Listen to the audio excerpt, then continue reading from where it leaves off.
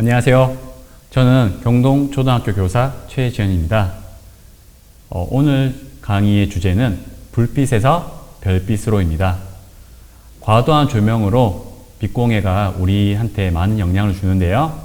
이런 빛공해를 줄이고 아름다운 별빛이 수놓여 있는 밤하늘을 보자는 취지하에 강의를 준비했습니다. 오늘 여러분들께 빛과 관련된 과학 퀴즈를 내고 집에서 쉽게 할 수 있는 빛놀이를 하려고 합니다. 그리고 빛을 과도하게 사용하여 오히려 공해가 되어버린 빛공해에 대해서 살펴보겠습니다. 우선 퀴즈부터 풀어볼까요? 여러분들이 얼마나 많은 빛 지식이 있는지 살펴보겠습니다. 빛이 꺾이는 것은 빛의 어떤 특징인가요? 네, 빛은 직진, 반사, 굴절이라는 특징을 가지고 있습니다. 그림처럼 빛이 꺾이는 것은 빛의 굴절에 해당하는데요. 빛이 공기 중에서 물속으로 나아갈 때 빛은 꺾여 나가게 됩니다. 이와 같이 빛이 성질이 다른 면을 통과할 때 꺾여 나아가는 현상을 굴절이라고 하는데요. 굴절은 우리 생활 속에서도 많이 볼 수가 있습니다. 예를 들어서 목욕탕의 물속에 탕에 들어갔을 때 여러분들의 다리는 어떻게 보일까요? 네, 굴절로 인해서 여러분들의 다리는 짧게 보입니다. 다음 퀴즈는 스마트폰의 빛도 우리 몸에 해로울까요? 스마트폰이나 컴퓨터 모니터, TV 등은 강한 청색광을 띱니다. 이 청색광은 다른 빛광보다 멜라토닌 분비를 억제시키는데요. 이 억제된다면 수면 장애가 일어날 수가 있습니다. 세 번째 퀴즈는요. 빛공해는 단속 대상일까요? 빛은 지금 과도한 빛은 공해지만 단속 대상은 되지 않습니다. 아직까지는 법률에 의한 단속은 하고 있지 않으나 빛공해 방지를 위한 법률 제정이 추진하고 있고 사실 빛공해로 인한 민원이 엄청나게 많이 일어나고 있습니다. 선생님 생각에는 조만간 이런 법률 제정이 일어날 거라고 생각하고 있습니다. 자, 네 번째 퀴즈는 아래 사진은 광고 조명에 좋은 빛 사례입니다. 그 이유는 무엇일까요? 네, 조명이 아래로 향하고 있고 간판에 집중되어 있습니다. 조명의 강원이 사람의 눈에 직접적으로 노출되지 않기 때문에 좋은 빛이라고 할 수가 있습니다. 자, 이런 빛을 이용해 집에서도 간단히 할 수 있는 과학놀이를 해볼까요? 자, 그림을 보면은 화살표가 바뀌는 실험인데요. 어떻게 하면 가능할까요? 오늘의 재료는 물, 투명 유리컵, 종이, 그리기 도구입니다. 자, 선생님은 미리 화살표를 그린 그림을 가져왔습니다. 그리고 유리컵도 가져왔어요. 유리컵 뒤에 두고 이 화살표의 방향을 변화시켜 보겠습니다. 네, 이 화살표의 방향을 변화시켜 보겠습니다. 유리통을 그림 앞에 두고요. 유리통 안에 물을 부어 보겠습니다. 어떤 변화가 일어나는지 잘 살펴봅시다.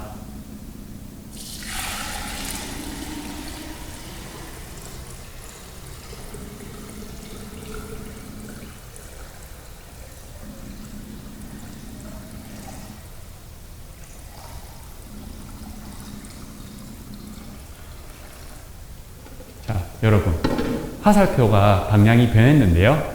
왜 그런지 함께 살펴보겠습니다. 화살표의 방향이 변한 이유는 빛의 굴절과 관련되어 있습니다. 다음 사진을 살펴보겠습니다. 굴절은 매질이 다른 물에서 빛이 꺾이는데요. 그로 인해 우리 눈에는 반대 방향으로 보이게 됩니다. 자, 여러분들도 실험 재료를 가지고 선생님처럼 빛굴절 실험놀이를 해보길 바라겠습니다. 다음으로 빛공해에 대해서 살펴보겠습니다. 자, 빛은 우리 생활 속에서 많은 좋은 영향을 줍니다.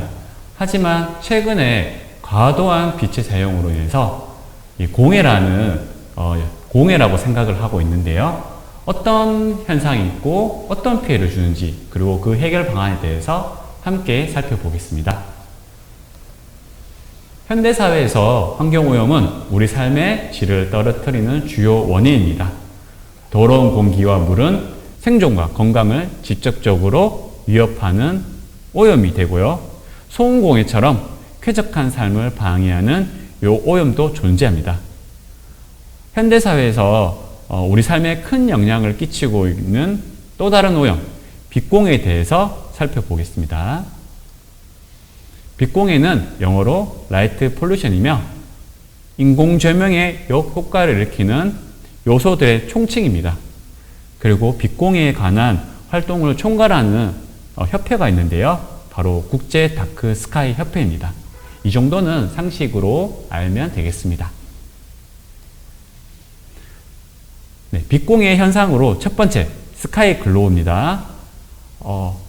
조명기구에 의한 빛과 지면 및 건조물의 반사광 등이 대기 중의 수증기나 안개에 의해 산란, 확산, 굴절되면서 밤 하늘이 전체적으로 밝아지는 현상입니다.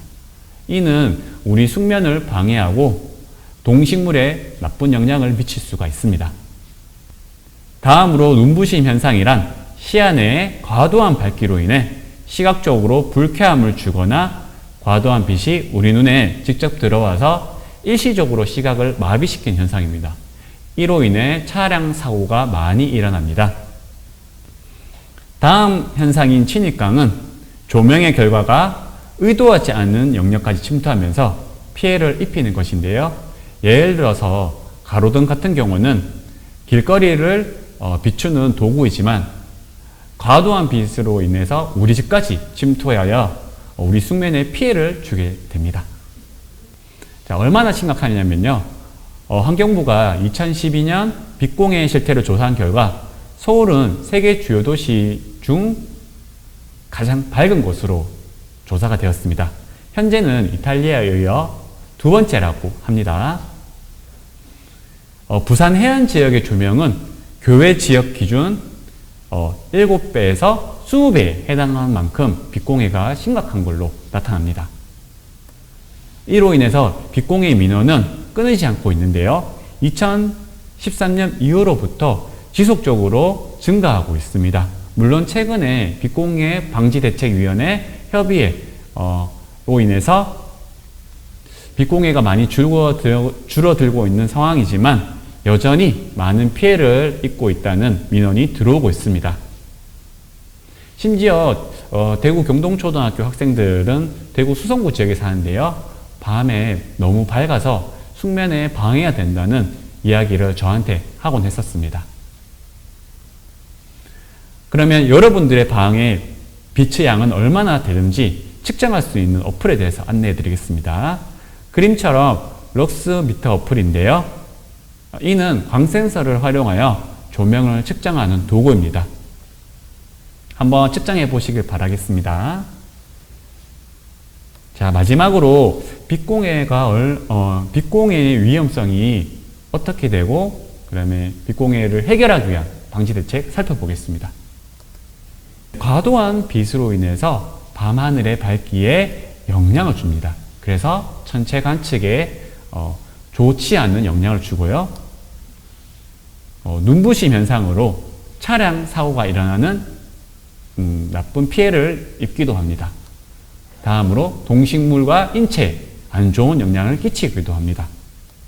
조금 더 구체적으로 바라보겠습니다. 자, 과도한 빛이 우리 몸에 끼치는 피해를 그림에서 살펴보겠습니다.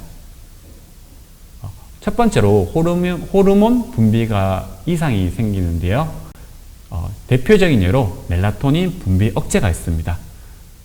멜라토닌 분비가 억제된다면 우리 숙면에 방해가 되고 피로가 증가하고 스트레스가 쌓이며 불면증이 올 수가 있습니다. 다음으로 여러분들처럼 어린이들의 키성장애에 방해가 됩니다. 그리고 또 다른 호르몬 분비 이상으로 유방암, 전립선암, 난소암, 위장 및 소화 문제도 일으킬 수 있다고 하네요. 이외에도 교통사고 위험이 증가합니다. 자, 우리 그림을 보면은 우리가 어두운 곳에 있을 때는 동공이 커지지만 밝은 곳에 있다면 동공의 크기가 작습니다. 우리 밤에 갑작스럽게 빛을 많이 받아들이게 된다면 큰 동공이 확 줄어들게 됩니다. 그러면서 우리 눈은 감기게 되거나 일시적으로 마비가 되는 현상이 일어나는데요. 그로 인해서 교통사고가 일어난다고 합니다. 다음으로는 이제 동물한테도 영향을 주는데요. 양서류 개체수가 저하하고 조류가 건물과 충돌해서 죽는 사고들이 일어난다고 합니다. 다음은 곤충류, 자라, 거북이 등 이동을 방해하는 영향을 끼치기도 합니다. 이외에도 야간 조명은 식물의 생리 생태에 여러 영향을 끼칩니다. 출수 계열을 빠르게 하거나 느리게 하여서 출수되는 수량을 감축시킨다고 합니다. 네, 다음으로 빛공해를 생활 속에서 어떻게 예방할지 살펴보겠습니다. 자, 하루 중 빛에 노출되는 시간을 9시간에서 10시간 이상으로 하는 것이 건강에 좋습니다. 수면 시 침실의 방을 어둡게 하기 위하여 조명, 텔레비전, 컴퓨터의 전원을 꺼 주십시오. 다음, 폭의 조명에 의한 광침입 발생 시 실내의 커튼, 블라인드 등 빛을 차단하는 것이 좋습니다. 자, 다음으로 한밤중에 사용할 수 있는 실내 공간은 주황색 또는 노란색 계열의 조명을 설치하십시오. 자, 주황색 또는 노란색 계열의 장파장은 푸른색 계열의 단파장보다 멜라토닌 생성 억제에 영향이 적습니다. 자, 마지막으로 조명을 교체하는 것도 좋은 방법입니다. 자, 첫 번째 조명보다는 두 번째 조명을 바꾼다면 빛공해를 줄일 수 있는 훌륭한 대안이 됩니다. 자, 이 시는 별 해는 밤 윤동주 시인의 시입니다. 별 하나의 추억과 별 하나의 사랑과 별 하나의 쓸쓸함과 별 하나의 동경과 별 하나의 시와 별 하나의 어머니 밤하늘의 별을 보면서 시를 지었는데요. 우리 실제로 밤하늘을 본다면 별을 볼 수가 없습니다. 여러분들도 이제 빛공해를 줄이는 어떤 운동에 참가하여 밤하늘의 아름다운 별과 밤하늘을 볼 수 있기를 바라겠습니다. 네, 이상 빛공해에 대해서 강의를 마치겠습니다. 감사합니다.